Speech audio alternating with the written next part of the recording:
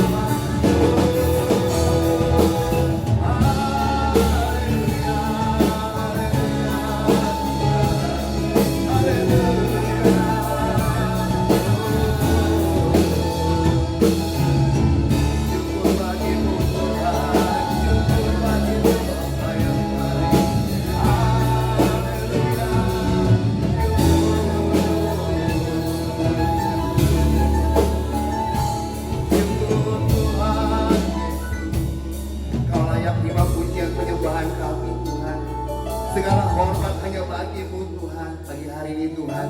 Kami mau lebih lagi memuji dan menyembah Engkau Tuhan. Bersorak-sorak sebab kebaikan-Mu dalam kehidupan kami. Sungguh Tuhan, Kau adalah Allah yang menjaga, memelihara kehidupan kami. Kami bersyukur Tuhan buat pagi hari ini Tuhan. Kini saatnya kami akan memuji dan menyembah Engkau Tuhan yang dahsyat. Haleluya, kami mengucap syukur Bapa yang baik. Terima kasih Tuhan Yesus. Setiap kita yang percaya katakan amin. Haleluya. Haleluya, kita punya Tuhan yang baik. Amin Bapak Ibu, Tuhan kita sungguh baik. Amin. Amin. Katakan bersama-sama dengan saya, Tuhan itu baik. Tuhan itu baik. Tuhan itu sangat baik. Tuhan itu sangat baik. Haleluya, kita percaya pada pagi hari ini Tuhan hadir di tengah-tengah kita. Tuhan menjamah setiap kita. Terima kasih. Haleluya.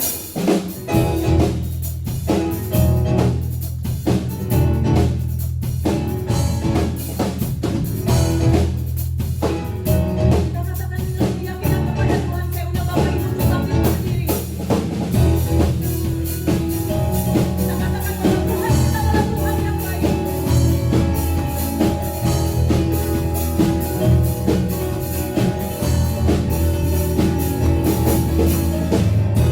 Kau baik.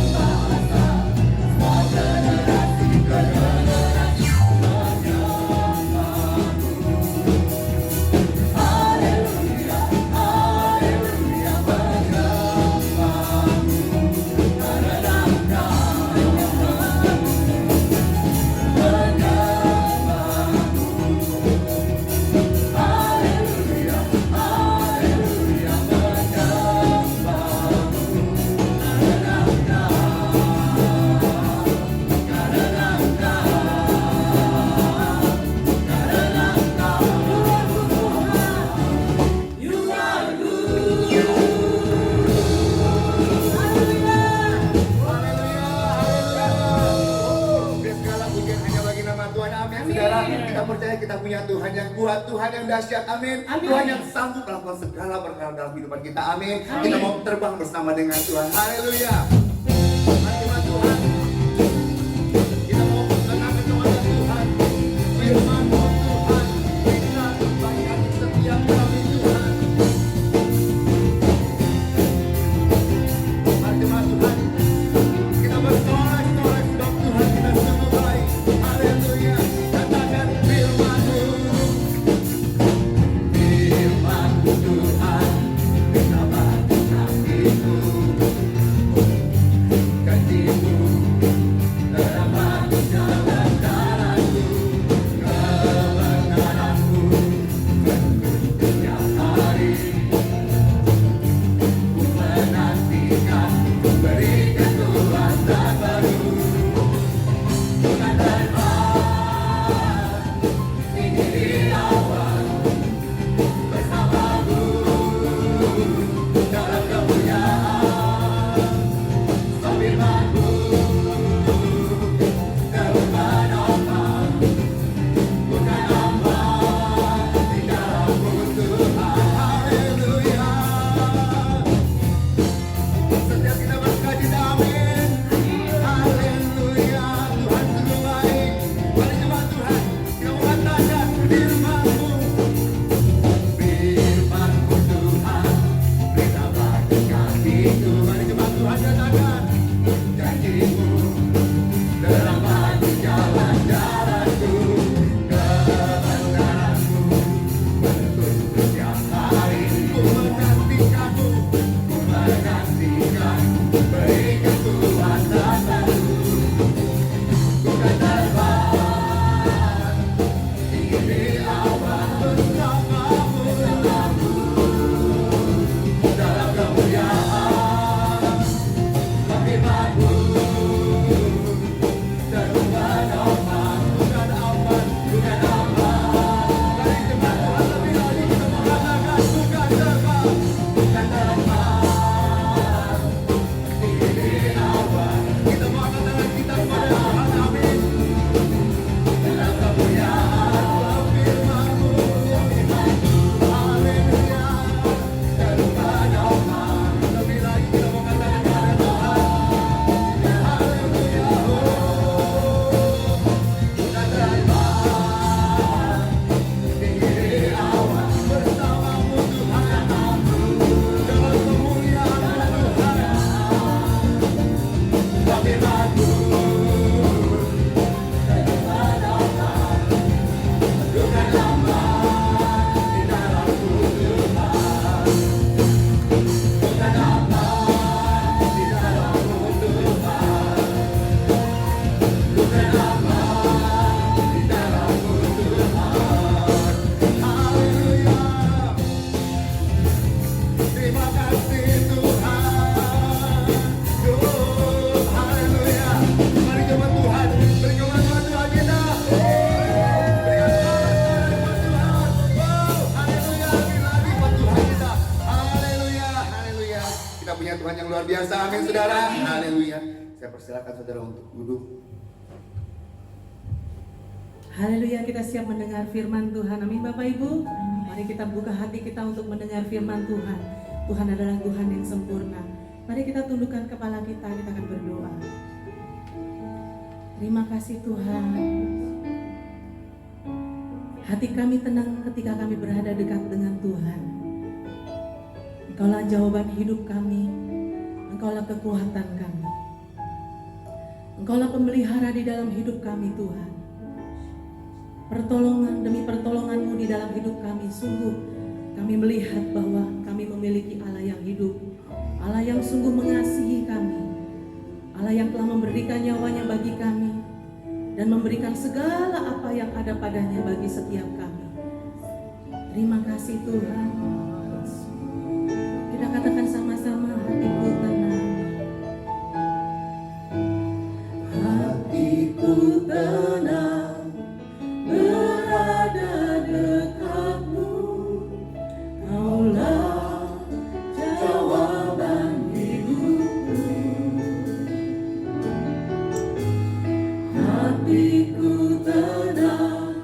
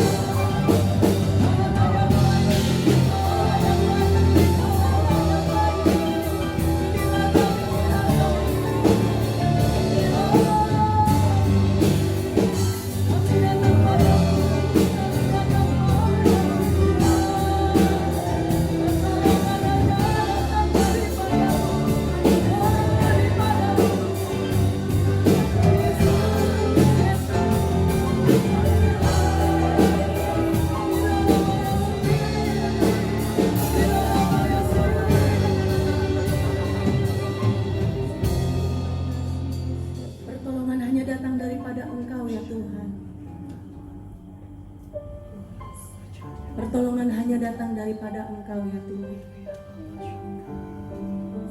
Kesembuhan hanya datang daripada Engkau ya Tuhan. Berkat hanya datang daripada Engkau. Keselamatan hanya datang daripada Engkau ya Tuhan.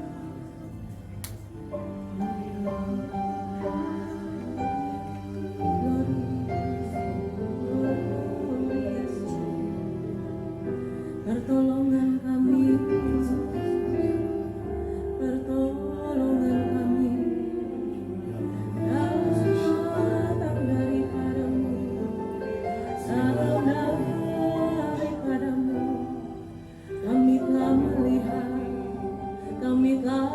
melihat hari-hari kami, Kau yang menyertai. Kami telah melihat perbuatan-Mu Tuhan, takkan habis dalam hidup kami ya Tuhan. Terima kasih Tuhan, terima kasih, terima kasih, terima kasih. Terima kasih, kami bersyukur, kami bersyukur, kami bersyukur padamu Tuhan, untuk hari yang Kau beri, untuk hari yang Kau beri, untuk hari ini. Kami menikmati-Mu, kami menikmati-Mu. Pemberian-Mu sempurna, pemberian-Mu sempurna, sungguh sempurna karya-Mu dalam kami. Yesus Tuhan.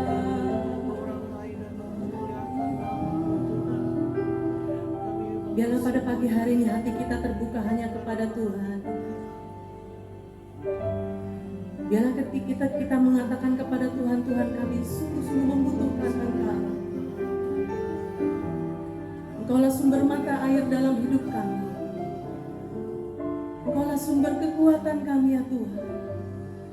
Kami tahu tanpa Engkau ya Tuhan kami tidak dapat berbuat apapun juga. Terima kasih Tuhan, terima kasih. Allah yang besar yang tinggal di dalam hidup kami, Allah yang mulia, Allah yang layak ditinggikan. Engkau besar, perbuatan-Mu ajaib, tiada seperti Engkau, tiada seperti Engkau. Engkau besar, perbuatan-Mu ajaib, tiada seperti Engkau, tiada seperti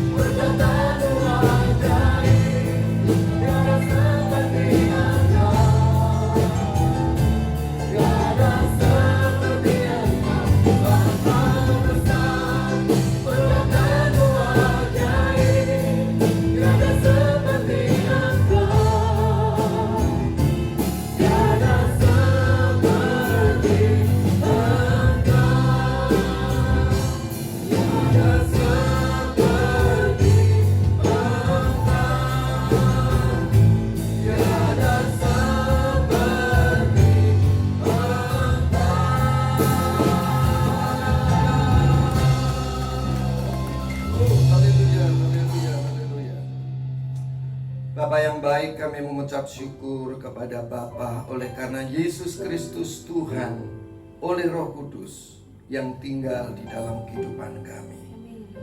Kami tahu Tuhan, setelah Engkau meninggikan Yesus Kristus Tuhan duduk di sebelah kanan-Mu, maka kami juga tahu posisi kami adalah bersama-sama dengan Yesus Kristus Tuhan, duduk di sebelah kanan Allah Bapa. Yesus Kristus adalah kepala dan kami adalah anggota tubuhnya, sehingga segala sesuatu ada di bawah telapak kaki kami. Di dalam nama Yesus Kristus Tuhan kami sudah berdoa. Haleluya. Amin. Shalom saudara-saudara. Shalom. Pada pagi hari ini kita akan mencoba melihat siapakah kita sebenarnya. Banyak orang tidak memahami siapa dia. Banyak orang selalu berkata-kata mengenai dia sedang berada di mana. Tetapi saudara-saudara, kita memahami dari Alkitab di mana posisi kita. Posisi kita ada di mana, saudara? Posisi kita ada di surga. Mungkin saudara bekerja dan saudara katakan, aku lagi bangkrut. Kemudian saudara berpikir, wow, aku ini lagi bangkrut ini. Ya, aku lagi di bawah. Orang yang bangkrut bilangnya aku di bawah atau di atas? Di bawah. Kalau saudara sakit, saudara pasti berkata, wow, aku sakit. Kondisiku lagi di bawah. Manusia selalu berbicara mengenai di mana dia berada. Tetapi firman Tuhan mengajak kita supaya dimanapun kita berada, kita tahu posisi kita. Saya ambil contoh. Walaupun saudara dan saya ada di tempat ini, tetapi saudara harus tahu di mana posisi saudara. Di surga, bersama-sama dengan Tuhan Yesus di sebelah kanan Allah Bapa.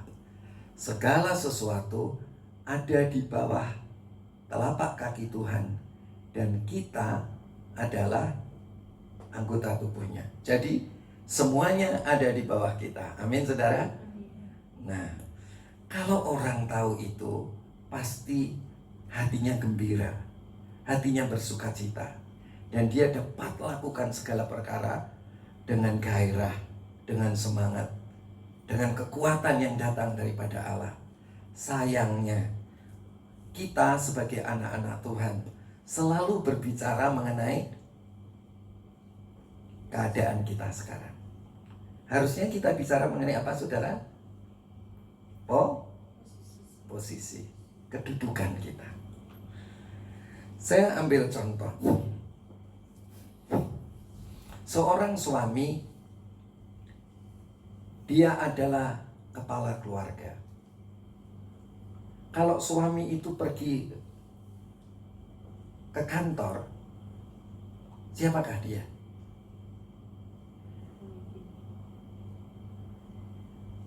Di kantor mempunyai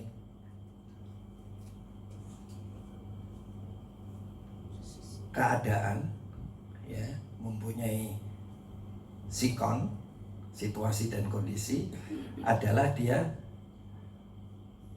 seorang pemimpin. Kalau dia adalah seorang pemimpin, kalau dia adalah seorang karyawan, dia adalah seorang karyawan, di mana dia memang beradanya situasi dan kondisinya adalah sebagai karyawan. Tetapi saudara-saudara, ketika itu posisinya di keluarga sebagai apa, saudara? Ayo ngomong yang jelas. Sebagai kepala keluarga. Walaupun dimanapun dia berada, posisinya, kedudukannya adalah sebagai kepala keluarga. Ketika kita bangkrut sekalipun, kita tidak bisa cari makan sekalipun, memang itulah keadaan kita, di mana kita berada, keadaan yang sebenarnya. Tetapi posisi kita, kedudukan kita ada di sebelah kanan Allah Bapa. Segala sesuatu ada di bawah telapak kaki kita. Haleluya. Saudara bisa menangkap pesan firman Tuhan ini. Walaupun saudara sedang ujian, skripsi, dan saudara ternyata harus merevisi, tapi itulah keadaan saudara, itulah di mana tempat saudara secara real saudara harus mengubah skripsi atau merevisi skripsi itu. Tetapi kita harus tahu posisi kita. Posisi kita adalah kita sudah bisa menyelesaikan skripsi itu dengan baik. Jadi waktu saudara menjalankan merevisi akan skripsi saudara, saudara punya gairah, punya semangat. Atau kalau firman Tuhan katakan begini, kalau kamu meminta, yakinlah sudah menerima, maka hal itu akan dibuat Tuhan bagimu. Suatu ketika murid-murid Tuhan Yesus bertanya sama Tuhan Yesus, "Oh guru, oh Tuhan, pohon ara yang tadi waktu engkau lewat karena tidak berbuah, engkau katakan mulai sekarang engkau tidak akan berbuah lagi. Setelah kita balik, Tuhan," kata murid-murid Tuhan Yesus, "pohon itu sudah mati." Lalu apa kata Tuhan Yesus? "Kalau engkau meminta, percayalah telah menerima." Sama enggak sama tadi yang saya kemukakan? Saudara dan saya harus tahu posisi kita. Saudara-saudara, sesusah-susahnya apa kita cari makan, tetapi kita harus tahu posisi kita. Apa posisi kita? Apa posisi kita? Segala sesuatu ada di bawah telapak kaki kita. Amin. Ya. Sesusah-susahnya kalau saudara berkeluarga, dan itu memang susah dan sangat susah. Ada keretakan rumah tangga yang luar biasa. Seharusnya apa yang saudara pikirkan di dalam pikiran saudara? Boleh dibantu saya? Posisi saya ada di sorga. Memang saya ada di bumi, tetapi posisi saya ada di ayo ngomong, ada di sorga. Ya, saudara harus belajar mengakui apa yang firman Tuhan katakan kepada kita. Jangan kita berbicara, berpikir dan berbicara seperti keadaan kita.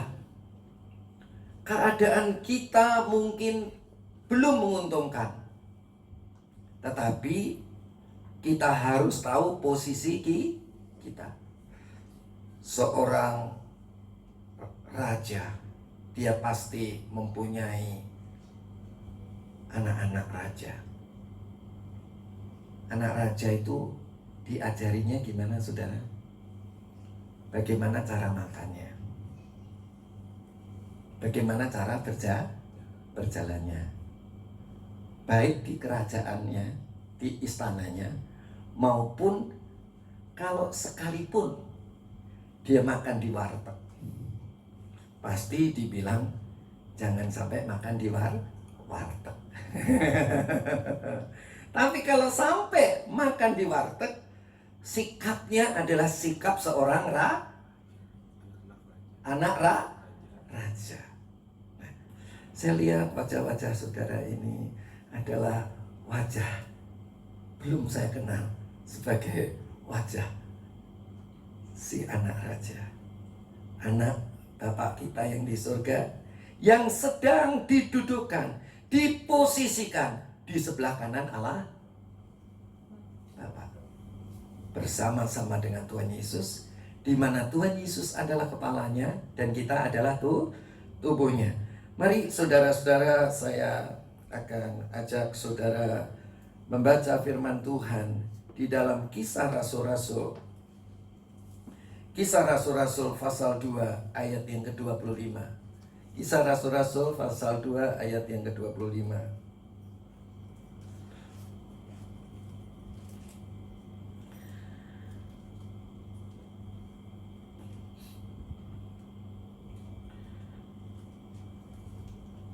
Sudah ketemu semua?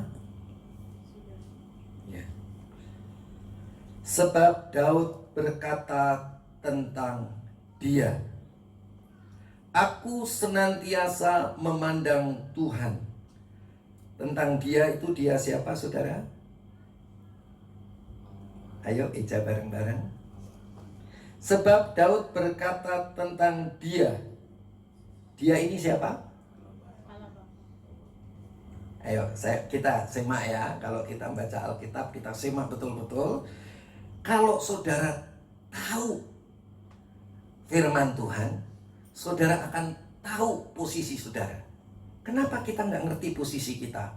Karena kita tidak paham, kita tidak tahu, kita tidak mengerti. Pikiran kita tidak mengerti bahwa siapakah kita yang sebenarnya, di manakah posisi kita. Pantas kalau kita lagi susah, muka kita, kalau kita lagi kondisi tidak baik, muka kita kelihatan susah.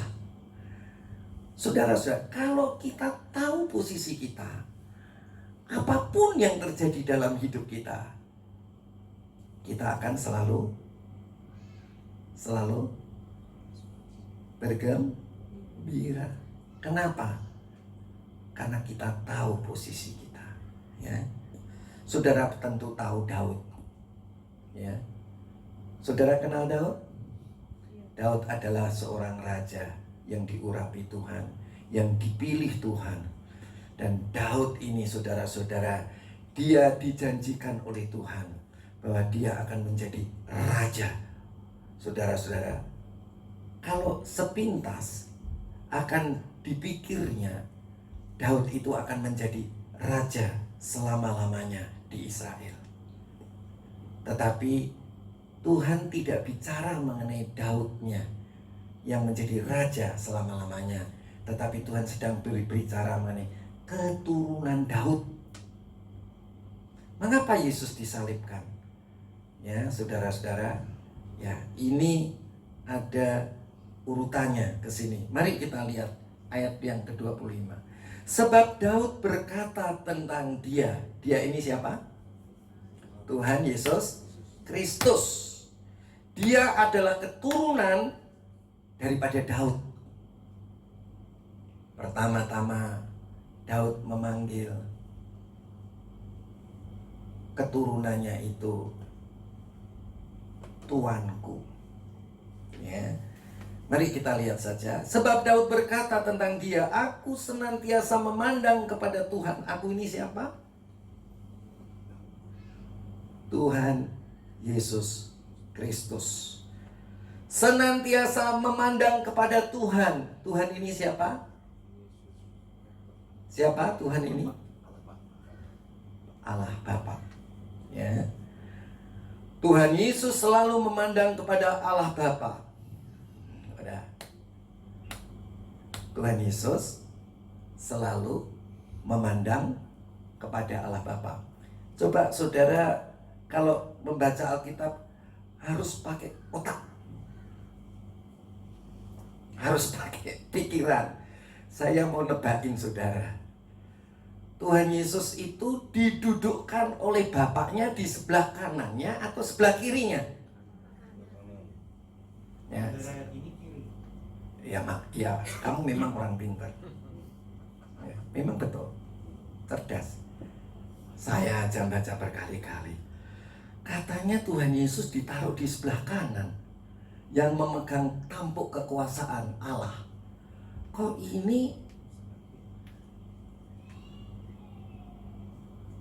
kok Bapak berdiri di sebelah kiri saya? Berarti Tuhan Yesus di sebelah mana? Kanan apa kiri? Berlawanan dong. Oke, dulu kita ada di sebelah kirinya Bapak, dipegang Bapak. Tetapi setelah engkau percaya kepada Yesus, setelah engkau mati bersama Yesus, hidup bersama Yesus, setelah Yesus naik ke surga dan dia mencurahkan Roh Kudus-Nya kepada kita dan tinggal di dalam kita, kita pun dimuliakan seperti Yesus. Seperti Yesus dinaikkan ke surga dan dia mencurahkan Roh Kudus-Nya kepada kita, jatuhnya kita di sebelah kiri apa sebelah kanan? Kiri melulu, kanan. Kenapa kita kalau ngadepin masalah langsung seperti kertas yang lungset? Tahu kertas yang lungset? Kusut. Karena saudara tidak mengerti di mana posisi saudara. Bagaimana supaya kita bisa mengerti posisi kita? Kita harus membaca Alkitab dengan cermat. Jangan asal digebut dari Kejadian sampai Wahyu. Sudah berapa pasal? Sehari sekian pasal. Sudah selesai semua dalam waktu apa? Dalam waktu setahun. Saudara-saudara, baca Alkitab itu mesti cermat. Baca sekilas dari depan sampai belakang is okay. Ya. Tetapi setelah saudara membaca itu, setelah itu saudara harus membaca secara perlahan-lahan. Mencoba mengerti dengan pikiran kita. Tuhan Yesus itu di sebelah kiri apa kanan?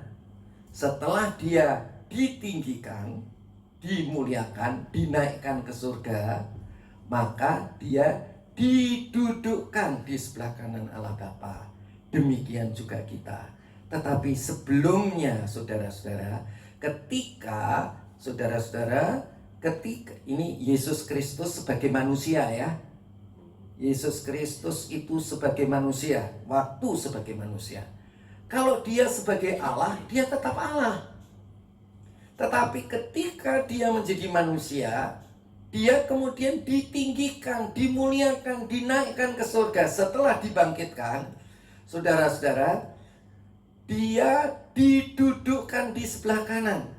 Waktu dia Tuhan Yesus sebelum ditinggikan, sebelum dinaikkan ke surga, sebelum dibangkitkan dan dinaikkan ke surga, Tuhan Yesus itu kan masih bayi. Ya kan? Tuhan Yesus masih anak-anak. Ya, saudara-saudara. Dan Yesus sebagai manusia, dia tidak pernah katakan aku ini Allah. Ya. Banyak yang menyebutkan dia adalah Tuhan. Ya, dia adalah Allah. Tetapi saudara-saudara, setelah dia menebus dosa kita, tubuhnya disalib dan mati, maka dia bangkit dan naik ke surga. Bangkit dan naik ke surga. Disitulah dia menunjukkan kealahannya, bahwa dia dimuliakan. Dia yang sebagai manusia tadi, yang insani tadi, dia dimuliakan oleh Bapaknya yang di surga. Saudara bisa mengerti apa yang saya katakan? Amin. Saya tidak bicara mengenai firman menjadi manusia, Allah menjadi manusia. Kalau Allah menjadi manusia, di dalam dirinya tetap Allah. Ya, dia tetap Allah. Dia posisinya tetap ada di surga sebagai roh. Tetapi sebagai tubuh jasmani yang dilahirkan dari kandungan ibu Maria, yaitu ibunya, dia itu adalah manusia. Secara manusia, kemudian saudara-saudara, dia dimuliakan ketika dia bangkit. Ketika dia naik ke surga. Ketika dia mencurahkan roh kudusnya. Jadi saudara-saudara, kita harus tahu Yesus itu adalah Allah yang menjadi manusia. Secara keilahiannya, walaupun dia menjadi manusia, tetapi saudara pernah baca di dalam kitab Filipi? Apa yang dikatakan di dalam kitab Filipi? Walaupun dia Allah, tetapi tidak menggunakan kealahannya, tetapi dia mengosongkan dirinya sebagai Allah. Jadi walaupun dia sebagai manusia, tetapi dia tidak menggunakan kealahannya. Jadi saudara-saudara, kalau Tuhan Yesus, saudara, orang mati aja bisa bangkit, orang buta aja bisa melihat, orang lumpuh bisa berjalan. Itu kan luar biasa, saudara-saudara. Apa susahnya Tuhan Yesus nyopot di atas kayu salib, tangannya dicopot, kakinya begini? Dia bisa aja. Tetapi dia tidak menggunakan kealahannya. Saya kasih contoh. Yesus, dia menggunakan otoritasnya. Otoritasnya sebagai manusia yang melihat Bapaknya bekerja, dan dia menirukan apa yang dikerjakan Bapaknya. Sampai hari ini kata Tuhan Yesus, Bapakku tetap bekerja, maka itu aku pun bekerja.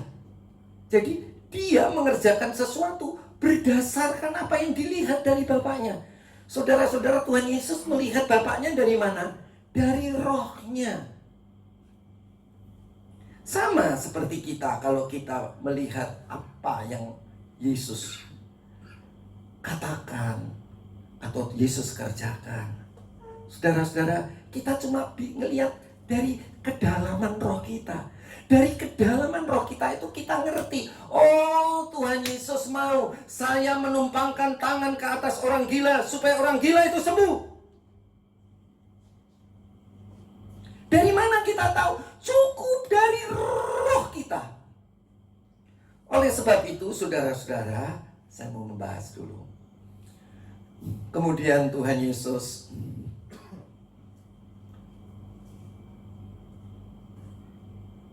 dia ketika melihat Bapaknya bicara, dia langsung berbicara.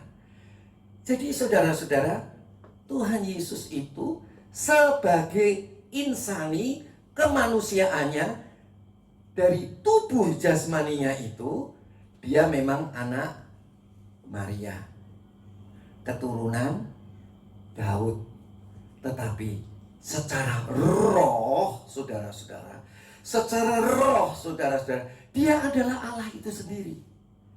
Jadi sebagai anak manusia, dia panca inderanya ini mengikuti apa yang dipikirkannya, dan apa yang dipikirkannya itu mengikuti apa yang dilihat dari rohnya. Jadi saudara-saudara, secara manusia dia tidak menggunakan kealahannya seperti kita. Jadi kenapa Tuhan Yesus itu menjadi teladan kita?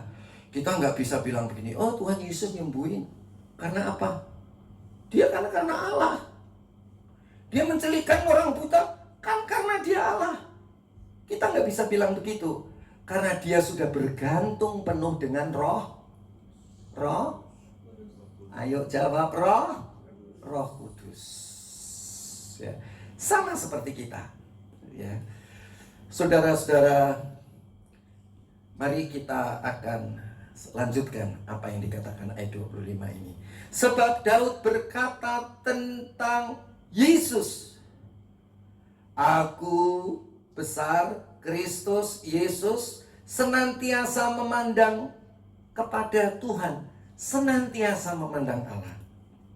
Saudara-saudara, ketika kita masih dipegang Allah, ya, ketika kita masih belum dimuliakan, ketika Yesus belum dimuliakan naik ke surga, duduk di sebelah kanan Allah Bapa, ketika dia 100% manusia, dia selalu memandang kepada Bapaknya. Itulah sebabnya dia berkata, aku berkata-kata bukan dari kata-kataku sendiri, tetapi apa yang aku dengar dari Bapakku, itulah yang aku katakan. Aku mengerjakan bukan apa yang aku tahu dari diriku sendiri, tetapi aku mengerjakan apa yang dikerjakan oleh Bapa. Kenapa Yesus disalib? Karena Yesus melakukan apa yang dikerjakan oleh Bapaknya. Pada hari Sabat pun dia melakukan pekerjaan Bapaknya, menyembuhkan orang lumpuh dan lain sebagainya. Jadi saudara-saudara yang dikasihi Tuhan, kita sebagai manusia, ya saudara, seperti Tuhan Yesus sebelum dimuliakan, dia selalu memandang kepada Bapaknya yang di surga. Apakah saudara dan saya sekarang selalu memandang roh saudara, memandang Roh Kudus yang ada di dalam diri saudara? Apa yang Bapak mau, aku lakukan. Apa yang Bapak tidak mau, aku tidak lakukan. Amin saudara. Saya kalau bicara begini kok saudara ngelentok sih? Nah, artinya saudara tidak jadi pelaku-pelaku seperti yang firman Tuhan katakan, memandang. Saudara-saudara, kita anak Tuhan itu harus selalu memandang roh Tuhan yang ada di dalam roh kita. Kemudian, karena ia berdiri di sebelah kananku. Nah, saya akan membahas kalau Tuhan Yesus, kalau Bapa berdiri di sebelah kanannya, kalau Bapa berdiri di sebelah kanannya, berarti Tuhan Yesus ada di sebelah mana tadi? Kiri. Boleh. Mari kita akan lihat firman Tuhan di dalam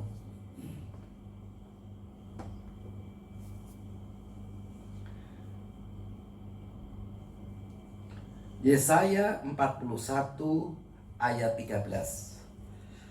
Ketika kita masih sebagai hamba, ya, ketika kita masih belum ditinggikan, Yesus sudah ditinggikan belum? Kapan Yesus masih menjadi hamba? Secara manusia ketika dia menjadi manusia. Sebelum dia ditinggikan. Kapan Tuhan Yesus ditinggikan? Dibangkitkan dan dinaikkan ke surga. Nah, sekarang saya mau bertanya kepada saudara, kalau kita ini sudah ditinggikan? Secara roh. Tetapi secara jasmani belum. Karena tubuh kita belum diubah menjadi tubuh kemuliaan. Tetapi kita sudah tahu posisi kita. Jadi kita udah tahu posisi kita itu persis seperti posisinya Tuhan Yesus ketika Tuhan Yesus jadi manusia. Sebelum tubuhnya Tuhan Yesus itu dibangkitkan, sebelum tubuhnya Yesus itu dimuliakan, sebelum tubuhnya Yesus itu dinaikkan ke surga untuk duduk di sebelah kanan Allah Bapa. Sebelum itu. Jadi tapi Tuhan Yesus posisinya waktu jadi manusia sebagai apa? Posisinya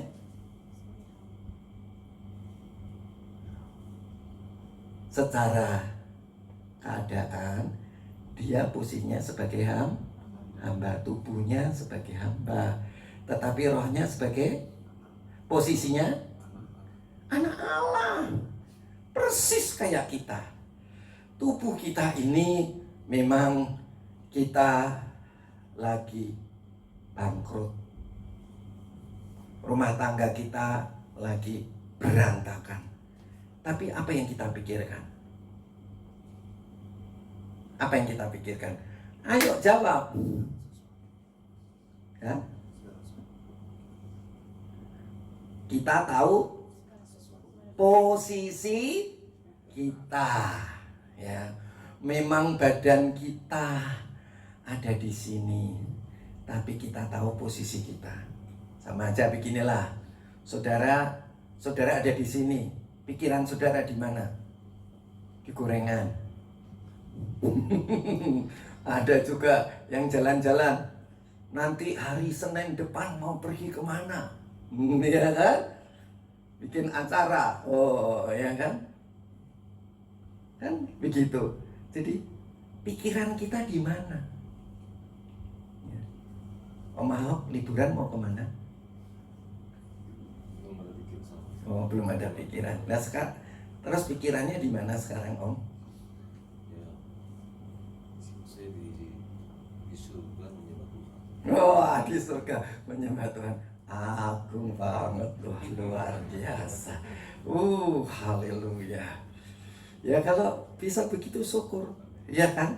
Tapi ingat di surga posisi kita duduk di sebelah kanan Allah Bapa. Semua ada di bawah telapak kaki kita.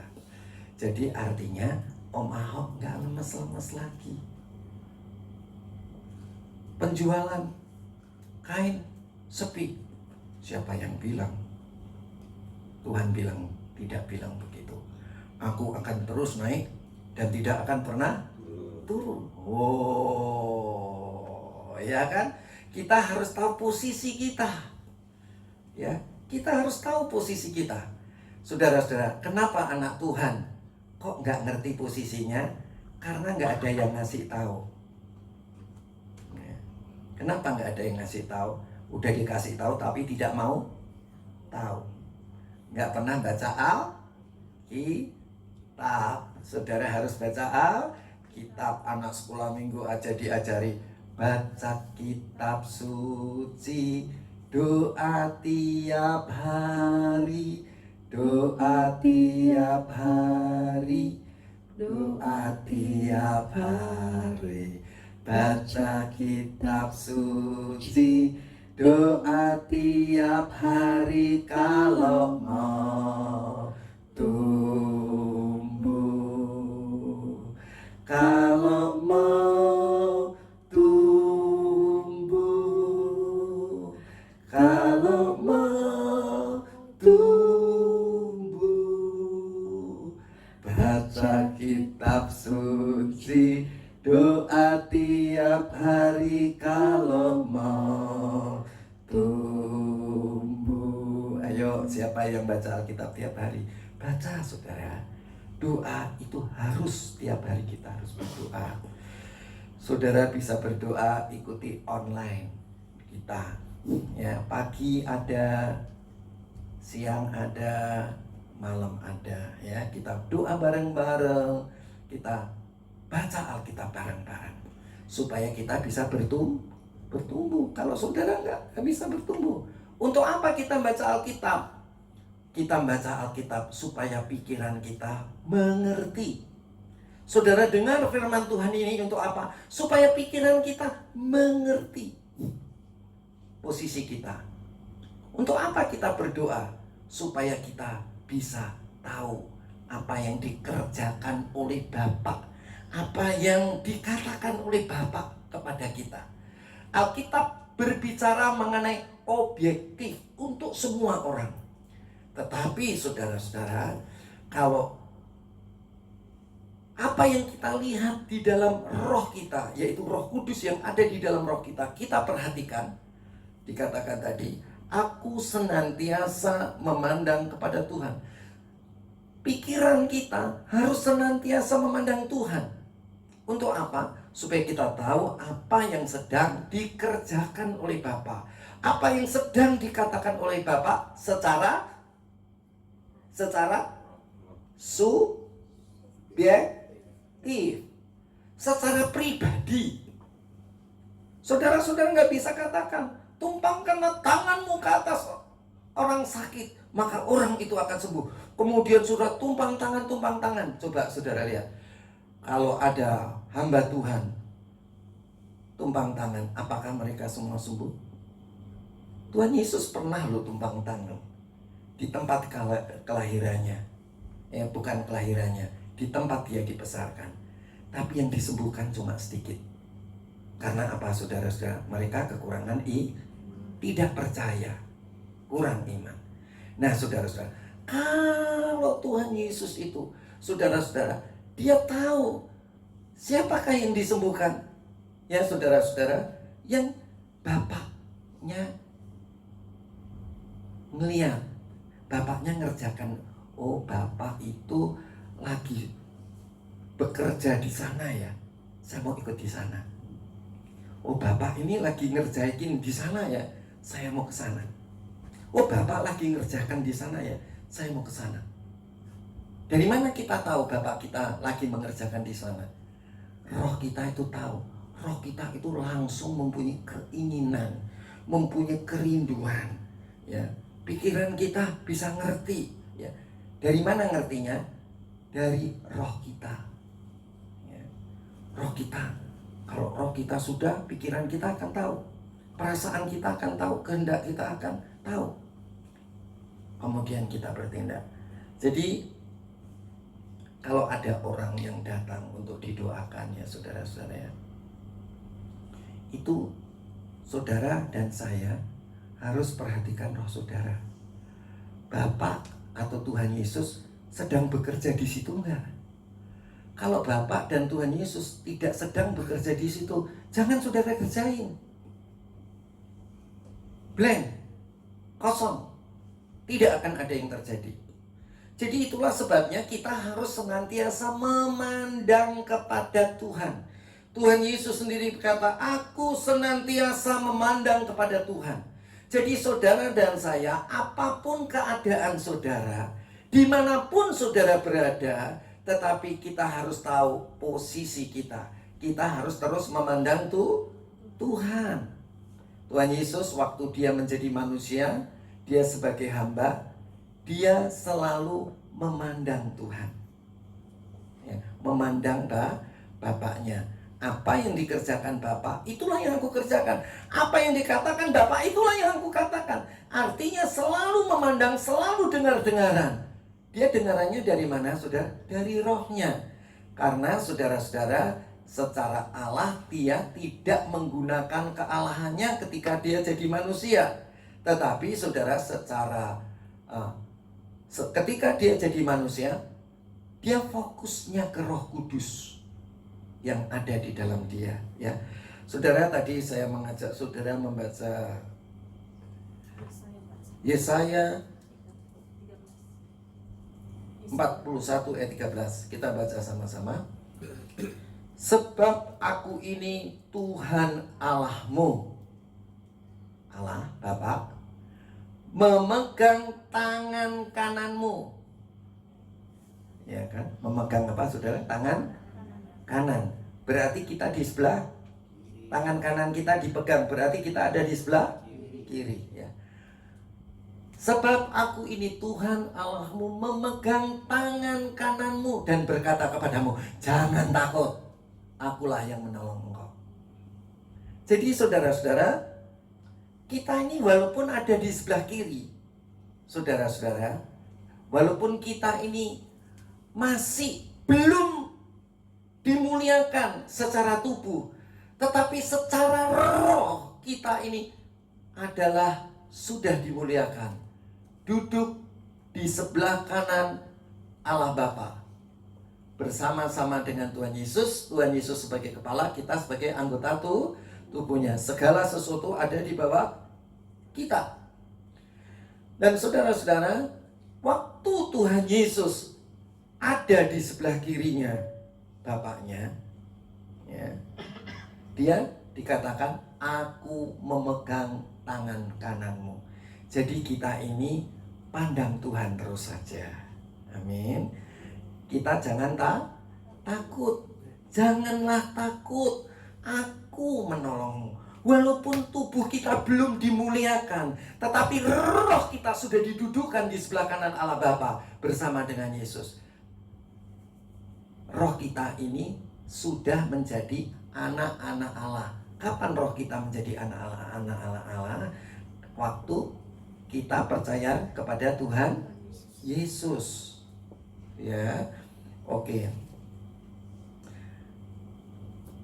Kita akan lihat kembali lagi waktu kita masih belum dimuliakan, atau ketika Yesus belum dimuliakan. Ya, waktu masih jadi manusia.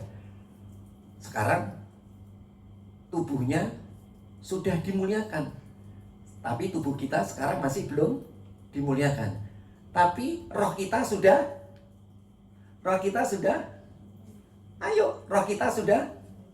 dimuliakan. Posisi kita ada di surga. Jawab ya saudara ya, ini kan bukan ibadah online. Terus ngomongnya, jangan. Saudara, kalau saudara tidak berani mengatakan, telinga saudara tidak mendengar, pikiran saudara tidak memahami. Ya. Posisi kita ada di surga. Posisi kita ada di sebelah kanan Allah Bapa. Posisi kita ada di ngomong aja nggak berani. Posisi kita ada di, ayo ngomong yang bareng yang kenceng. Tapi kalau nggak yakin jangan ngomong ya. Posisi kita ada di, kurang semua. Posisi kita ada di, saya nggak berhenti sebelum saudara percaya loh. Ya, sebabnya kita datang itu untuk menjadi percaya. Ya, posisi kita ada di mana saudara? Sebelah kanan Allah Bapa. Ya, semuanya ada di bawah telapak kaki kita. Walaupun kita masih menjadi manusia, seperti Tuhan Yesus belum dimuliakan, masih menjadi manusia. Tuhan Yesus kan bisa buat apa saja kan? Buat apa aja bisa kan? Karena dia cukup memandang kepada Bapaknya. Demikian juga ketika kita memandang Bapa kita, walaupun tubuh kita adalah tubuh manusia, kita bisa mengerjakan pekerjaan-pekerjaan Allah, asal mata kita memandang, senantiasa memandang. Jangan kadang-kadang loh ya. 1, 2, 3. Ayo lagi. Sampai seluruhnya. Senantiasa. Ya. Senantiasa bukan kadang-kadang. Kenapa kita berdoa dalam roh senantiasa? Supaya kita terus-menerus memandang roh Tuhan yang ada di dalam kita. Ya, bukan sok aksi, tapi selalu memandang kepada Tuhan. Yesaya 42 ayat yang ke-6. Aku ini Tuhan telah memanggil engkau untuk maksud penyelamatan. Ya, untuk penyelamatan. Keselamatan itu apa saudara? Keselamatan itu hidup kekal, tetapi keselamatan juga diselamatkan di bumi ini. Kalau saudara takut, perlu pertolongan, Tuhan akan tolong saudara. Tuhan akan selamatkan saudara. Jadi saudara-saudara, jangan saudara takluk dengan keadaan, tetapi kita harus menaklukkan keadaan dengan posisi kita. Posisi kita ada di mana? Di sebelah kanan. Ya, amin. Yang komplit, posisi kita ada di surga, di sebelah kanan Allah Bapa. Segala sesuatu itu ada di bawah telapak kakiku, di dalam Yesus. Ya, karena Yesus jadi kepala dan kita jadi anggotanya. Apa saudara? Jadi posisi kita ada di mana? Di surga. Duduk di sebelah kanan Allah Bapa. Segala sesuatu ada di bawah telapak kaki kita, di dalam Yesus. Di luar Yesus, no. Jadi bagaimana kita memandang keadaan? Saudara, kalau kita memandang keadaan, jangan ciut. Gimana supaya kita tidak ciut? Selalu memandang Tuhan. Senantiasa memandang Tuhan. 1, 2, 3. Senantiasa memandang Tuhan. Amin. Ya. Kalau saudara nggak senantiasa memandang Tuhan, saudara-saudara, Alkitab bicara secara objektif. Tetapi khusus untuk kita masing-masing, Tuhan bicara secara subjektif. Oke. Saya pernah kan cerita, saya usir setan untuk orang gila di sebuah pabrik tekstil. Dan ketika saya lewat, saya kan biasanya nggak berani doakan orang kalau orang itu nggak percaya sama Tuhan. Lalu kerumunan orang banyak di pabrik, gimana saya bisa percaya sama Yesus? Percaya? Enggak. Apa yang ada di dalam roh saya itu walaupun saya survei, saudara, tapi saya selalu berdoa dalam roh. Jadi ketika saya tahu roh Tuhan ingin saya untuk mendoakan orang itu, kerumunan orang itu, saya ikutin aja. Perjalanan survei ke sana, di sebelah kiri ada ruangan besar, ada pabrik, kemudian hati saya tertuju ke sana, jadi saya ke sana. Saya tanya, loh, ada apa? Saya nggak tahu loh, saudara, itu gila atau apa. Kesurupan, Pak. Oke. Saya ikutin roh saya aja. Saya ikutin roh Tuhan. Mataku senantiasa memandang kepada Tuhan. Terus apa yang terjadi? Saya itu langsung, saudara-saudara, berdoa dalam roh. Saya berdoa dalam roh, kemudian saya ucapkan dalam nama Tuhan Yesus, keluar engkau. Waras langsung, Pak, terima kasih. Nah, waktu itu Niko kan ikut survei, ya kan? Kamu foto gimana, Nik? Iya, foto. Terus hasilnya? Iya, dia langsung sadar. Enggak, hasil fotonya? Hilang. Nah, kamu foto berapa kali? Sekali. Oh, sekali ya. Agak blur sedikit sih. Hah? Agak blur sedikit. Oh, blur ya. Ya, blur sedikit. Biasanya kalau kamu foto-foto jadi blur enggak? Enggak. Ya. Jadi saudara, Niko ini ahli foto survei. Cepret, tapi khusus ke situ nggak bisa ya. Iya. Ya saudara-saudara. Jadi kita harus belajar mataku senantiasa memandang Tuhan. Gimana supaya mata kita senantiasa memandang Tuhan? Kita harus senantiasa berdoa di dalam roh. Saudara, kalau saudara tidak senantiasa berdoa dalam roh dan konsen kepada roh saudara, kepada Roh Kudus yang ada di dalam roh saudara, saudara pasti tidak bisa konsentrasi ke roh saudara. Pasti saudara konsentrasi kepada sikon, situasi dan kondisi. Jadi bagaimana caranya? Gimana ya saya bisa ya? Pasti nggak bisa, kecuali saudara berdoa dalam roh dan rajin membaca Alkitab, supaya saudara bisa konsen ke roh saudara.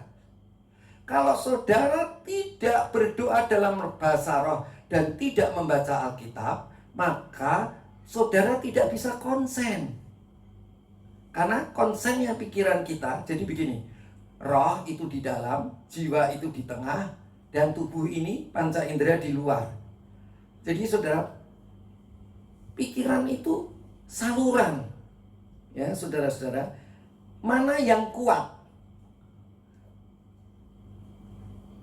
Mana yang kuat? Roh saudara atau keadaan saudara? Kuat mana kok? Nih, kerjaan lagi susah nih. Susah banget nih. Kalau engkau mau berdoa dalam roh senantiasa, engkau bisa memandang kepada Tuhan yang di dalam. Jadi rohnya engkau itu membara-bara. Wapinya kenceng. Semangatnya kenceng. Suara Tuhannya kenceng. Tapi kalau engkau tidak berdoa dalam roh, mau memperhatikan roh engkau, nggak bisa. Pasti pikirannya lari kemana? Keluar apa? Sepi, susah, nggak bisa. Nah, ya kan? Engkau larinya pikirannya ke dalam apa keluar, Om? Kok keluar ya, karena nggak rajin berdoa dalam roh dan tidak membaca Alkitab. Nah, kalau saudara ingin perjalanan saudara berhasil dan beruntung, saudara dan saya harus pikirannya kemana tadi? Ke roh. Bagaimana supaya roh kita itu ada terangnya, ada nyalanya, ada membaranya, ada air yang membual-bual? Ya kita harus terus-menerus berdoa dalam roh. Nah, baca Alkitab gunanya apa? Roh Kudus itu mengingatkan kepada kita apa yang pernah kita baca. Ya, oke ya. Semua clear ya saudara ya. Nah, kalau udah clear dijalanin. Ya nggak apa-apa kalau hidup saudara masih mapan, mewah, nggak apa-apa. Karena Injil itu diberitakan untuk orang miskin, untuk orang yang menderita, untuk orang yang perlu pertolongan. Ya, jadi kalau kita rasa butuh pertolongan, itu ada pertolongan. Ya, saudara-saudara, walaupun kita masih ada di dalam tubuh, tapi posisi roh kita ada di surga. Jadi saudara bisa memandang kepada Tuhan, walaupun kita masih secara tubuh sebagai hamba. Gimana caranya supaya kita bisa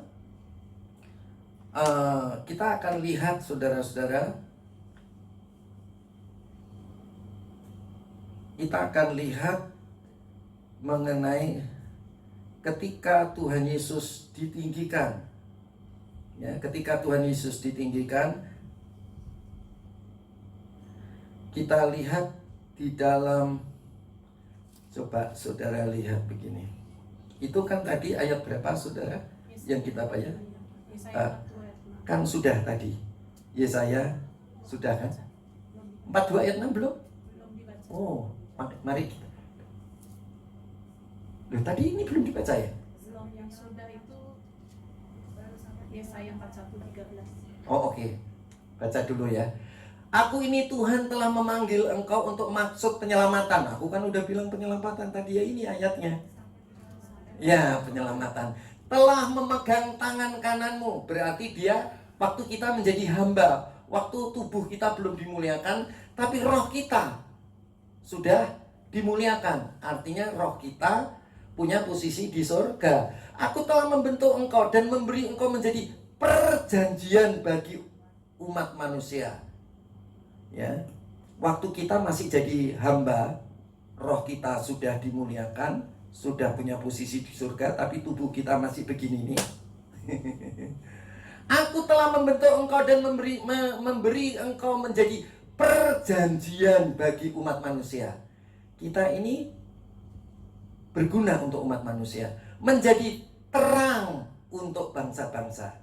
Jadi kalau kita sudah punya posisi di surga, walaupun tubuh kita belum dimuliakan, kita dipanggil Tuhan untuk menjadi terang manusia. Terang manusia apa saudara? Artinya apa terang manusia? Bisa dibantu saya? Terang manusia untuk menerangi manusia yang hidup di dalam kegelapan, yang hidup di dalam jalan buntu hidupnya. Jadi di dalam Yesus, kita ini saudara harus menerangi orang lain. Di dalam Yesus engkau telah punya posisi di surga. Terus duduk di sebelah kanan Allah Bapa. Terus di dalam Yesus segala sesuatu ada di bawah telapak kakimu. Ini terang yang harus menerangi orang itu. Sekarang bagaimana saudara-saudara ketika Yesus sudah ditinggikan? Kisah 2 ayat 33. Saya ayat 33.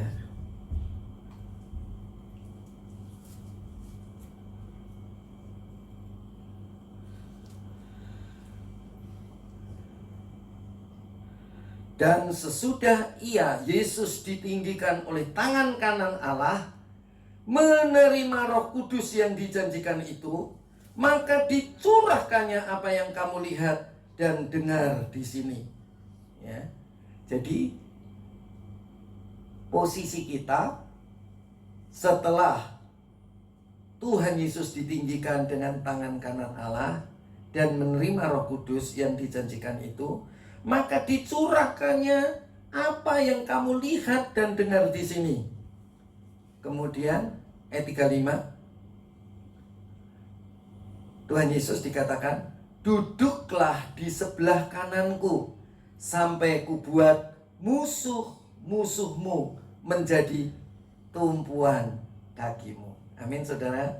Mungkin saudara sekarang masih jadi keset, tetapi saudara harus ingat posisi saudara ada di mana? Surga. Sebagai anak-anak Tuhan, saudara-saudara, kita harus tahu kita adalah seorang keset, seorang pelayan, seorang hamba. Tapi kita harus tahu posisi kita ada di surga. Segala sesuatu ada di bawah telapak kaki kita. Saudara-saudara, saya akan lengkapi satu lagi, Mazmur 110 ayat 1. Ini setelah Tuhan Yesus bangkit. Setelah Tuhan Yesus dinaikkan, Dia duduk di sebelah kanan Allah Bapa. Mazmur 110 ayat 1.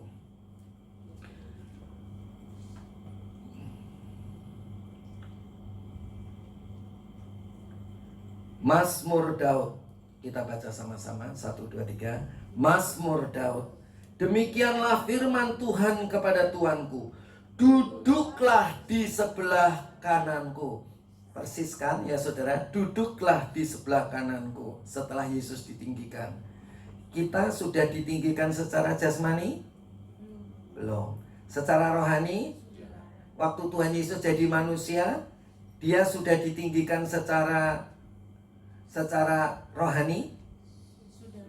Kenapa? Karena Dia memang rohnya anak Allah. Allah itu sendiri. Tapi tubuhnya sudah dimuliakan? Belum. Berarti saudara nangkep. Ini yang penting, ini poin penting. Ya.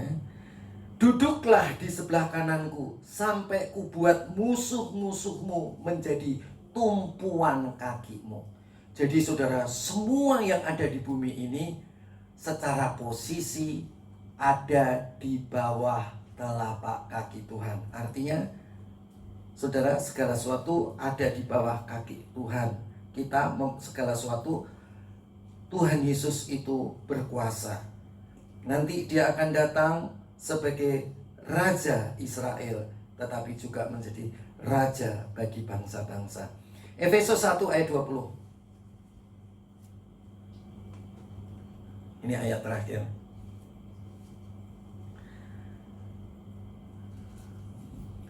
Yang dikerjakannya di dalam Kristus dengan membangkitkan Dia dari antara orang mati dan mendudukkan Dia di sebelah kanannya di surga. Jadi saudara-saudara, Tuhan Yesus itu sudah dibangkitkan dan Dia sudah duduk di sebelah kanan Allah Bapa ketika Tuhan Yesus disaksikan oleh 500 murid-muridnya naik ke surga. Jadi kenaikan Tuhan Yesus itu bukan rekayasa, bukan nubuatan saja, tetapi disaksikan lebih dari 500 orang. Ayat 21, jauh lebih tinggi dari segala pemerintah dan penguasa dan kekuasaan dan kerajaan dan tiap-tiap nama yang dapat disebut, bukan hanya di dunia ini saja, melainkan juga di dunia yang akan datang. Yesus ditinggikan bukan sekarang saja, sampai dunia yang akan datang. Saudara, di atas pemerintah, penguasa, kekuasaan, kerajaan, bahkan tiap-tiap nama yang dapat disebut, ya, bukan hanya di dunia ini saja, melainkan juga di dunia yang akan datang. Ayat 22. Ayo, apa yang dibilang? Dan segala sesuatu. Apa itu segala sesuatu? Apa saja yang disebut tadi, pemerintah, penguasa, kerajaan, segala nama, baik sekarang maupun yang akan datang. Dan segala sesuatu telah diletakkannya di bawah kaki Kristus. Jadi saudara, itu perlu apa sih?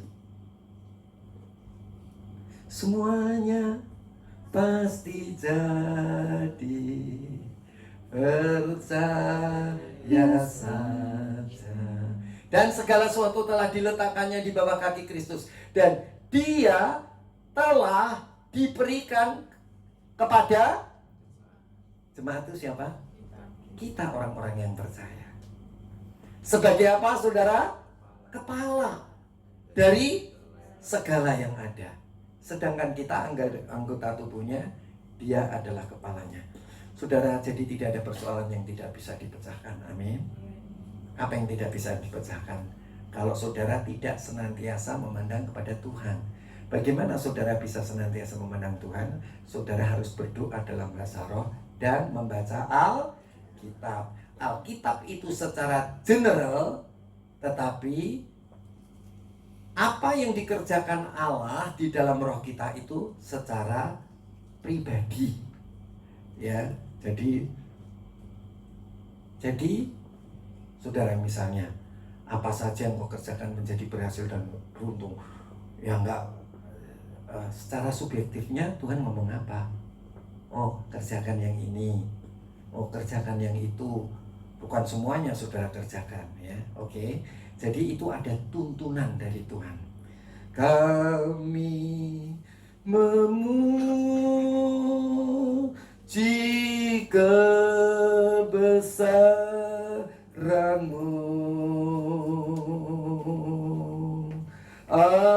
ajaib Tuhan,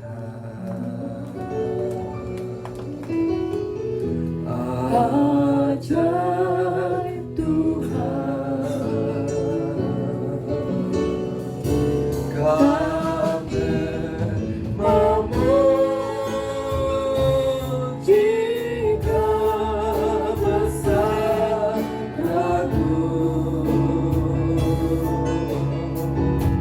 ajaib Tuhan,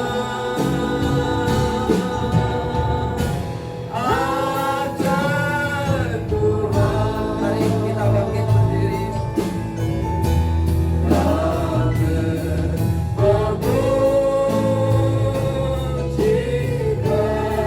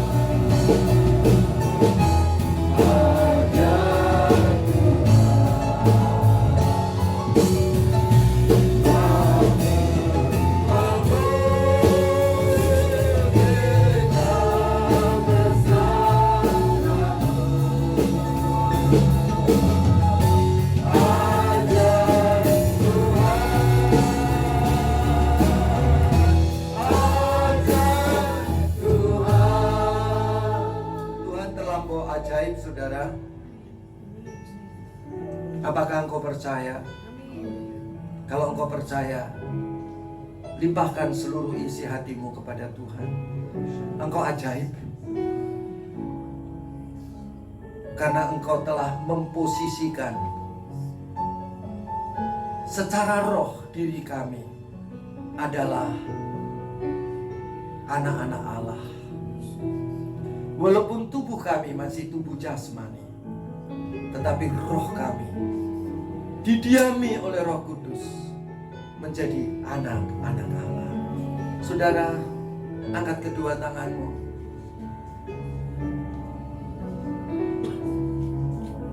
Angkat kedua tanganmu.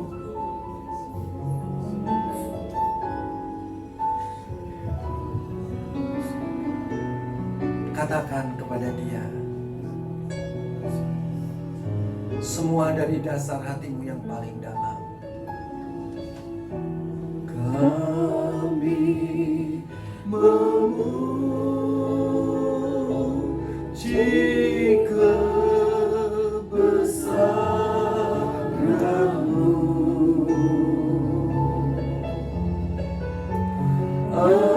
Ajaib Tuhan,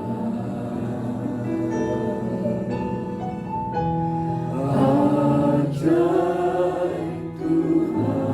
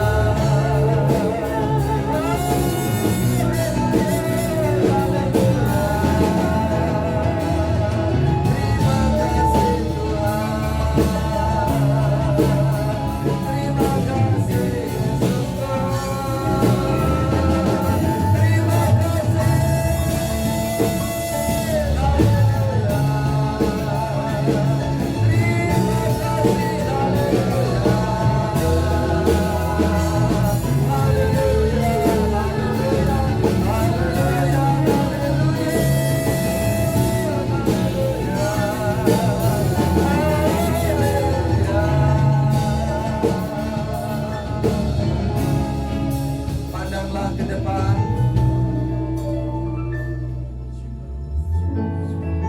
Ada pandangan yang luas di depan.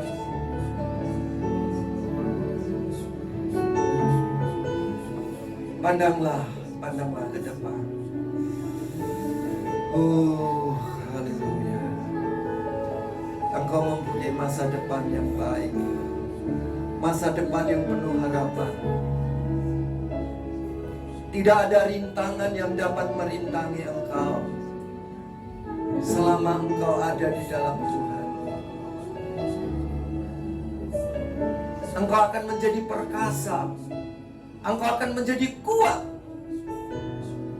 Pandanglah ke depan. Pandang. Ada terang di sana.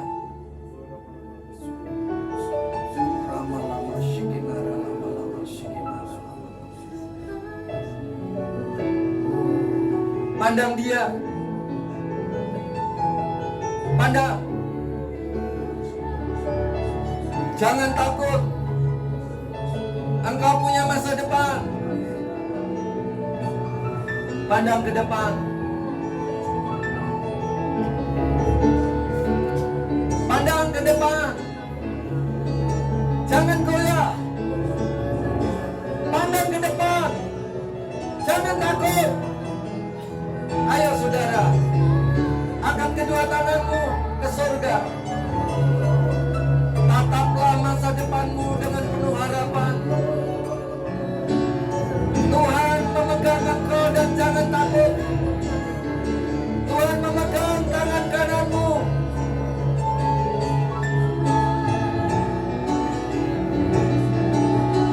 Secara jasmani, tetapi secara rohani kau telah didudukkan di sebelah kanan Allah Bapa. Di dalam Yesus, segala sesuatu ada di bawah telapak kakimu. Engkau dapat mengerjakan di dalam Yesus. Engkau akan keluar sebagai pemenang.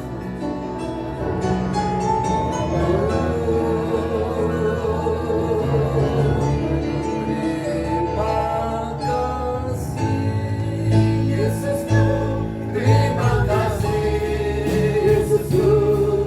Puji syukur hanya bagi Tuhanku.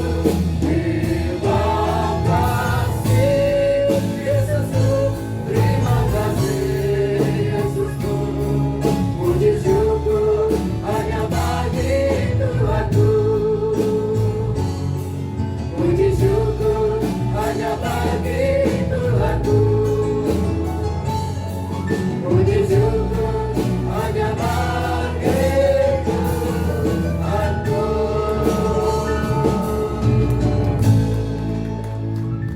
Adakah Tuhan memberikan penyataan kepadamu? Silakan engkau boleh menyampaikannya kalau ada.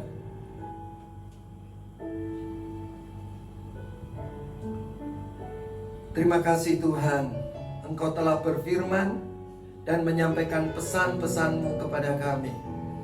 Kami bersyukur karena kami tahu walaupun tubuh kami belum dimuliakan, tetapi roh kami telah dimuliakan. Secara tubuh kami terus memandang kepada Engkau. Engkau mendudukkan kami atau memegang tangan kanan kami, tetapi secara roh kami tahu posisi kami. Siapakah lawan kami? Mereka akan gugur dan runtuh. Mereka tidak akan dapat bertahan karena Engkau adalah Allah serba sekalian alam. Di dalam nama Yesus Kristus Tuhan, kami sudah berdoa. Haleluya. Amin. Silakan duduk, Tuhan memberkati.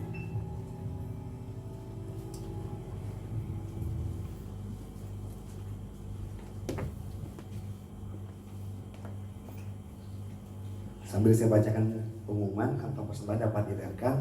Kita akan memberikan persembahan 2 kali. Kantong persembahan berwarna ungu untuk kas gereja dan kantong persembahan berwarna merah untuk kas pembangunan gereja. Untuk pengumuman pertama, khusus untuk Jumat nanti tanggal 14 Agustus 2020 kegiatan Komsel dialihkan untuk bergabung di gereja dalam kegiatan doa malam dimulai dari jam 7 malam sampai dengan jam 8.30 malam atau setengah 9 malam. Dalam doa malam ini juga ada pujian penyembahan, firman Tuhan, doa syafaat, dan ramah tamah.